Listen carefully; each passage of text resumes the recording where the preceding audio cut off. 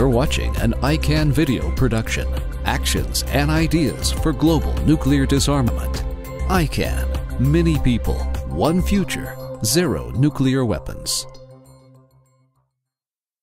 Hi, I'm Tim Wright from ICANN, the International Campaign to Abolish Nuclear Weapons. This is a short presentation looking at the growing support worldwide for nuclear abolition through a Nuclear Weapons Convention, which is a proposed treaty banning and eliminating all nuclear weapons. The idea first gained traction in 1996 following a landmark advisory opinion by the International Court of Justice, which is the highest court in the world on general questions of international law.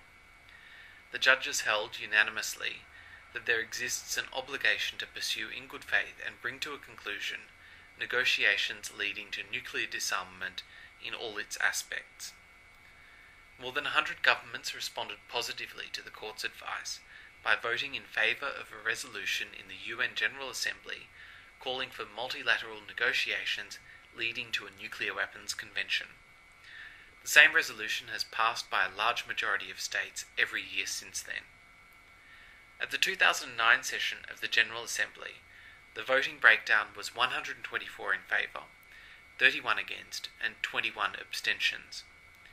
Nearly all of the opponents were either nuclear-armed states, shown here in red, or NATO members, shown in blue.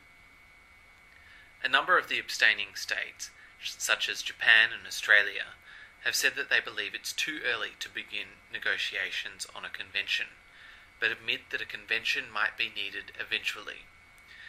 That said, last year, the International Commission on Nuclear Non-Proliferation and Disarmament, which is a joint initiative of the Australian and Japanese governments, released its main report Eliminating Nuclear Threats, in which it stated that there is no reason why detailed further work on a nuclear weapons convention should not commence now and with government support.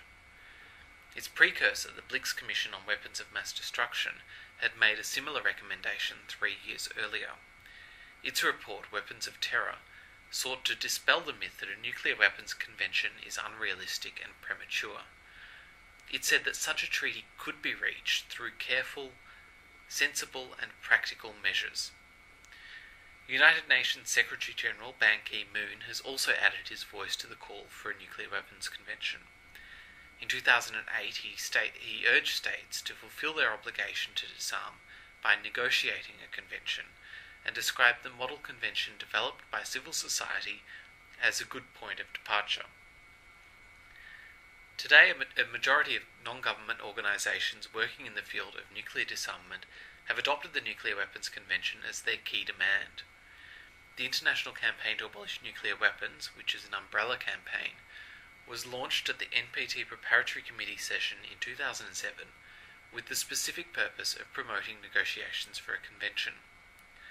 The Mayors for Peace network, which now consists of 3,500 cities in 134 countries, has adopted the convention as part of its 2020 Vision campaign, and parliamentarians for nuclear non-proliferation and disarmament promote the convention in national legislatures across the world. The need for a nuclear weapons convention has also made it into the opinion pages of large circulation newspapers such as the New York Times, helping to bring the idea into the mainstream. Prominent individuals like the Dalai Lama have also raised its profile. He has referred to a nuclear weapons convention as necessary and increasingly urgent.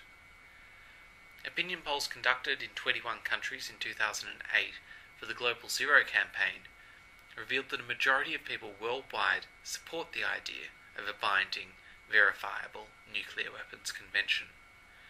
In the United States, 77% are in favour and just 20% are opposed, and in Russia, 69% are in favour and just 14% are opposed. A majority of respondents in every one of the other 6 nuclear-armed states where polling was conducted also supported nuclear weapons convention. 81% of respondents in the United Kingdom are in favour, an important figure given that the British government is currently assessing whether to renew its fleet of nuclear-armed Trident submarines. The average support globally for a nuclear weapons convention is estimated at 76%, indicating that governments have a clear popular mandate to begin negotiations. So why won't they? Part of the reason is that the nations without nuclear weapons have been more or less waiting for the nuclear weapon states to take the lead, but that needn't be the case.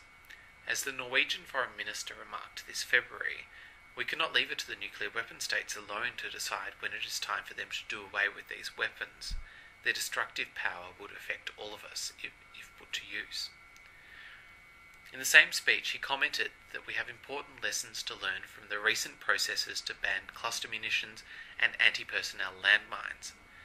The co-laureate of the 1997 Nobel Peace Prize, Jody Williams, who coordinated the landmine campaign, would no doubt agree with him. In a statement delivered at the launch of the International Campaign to Abolish Nuclear Weapons in 2007, she said to an audience of diplomats and activists that we shouldn't believe anyone who tries to tell us that a nuclear weapons convention is premature and unlikely. They told her the same thing about a mine ban treaty.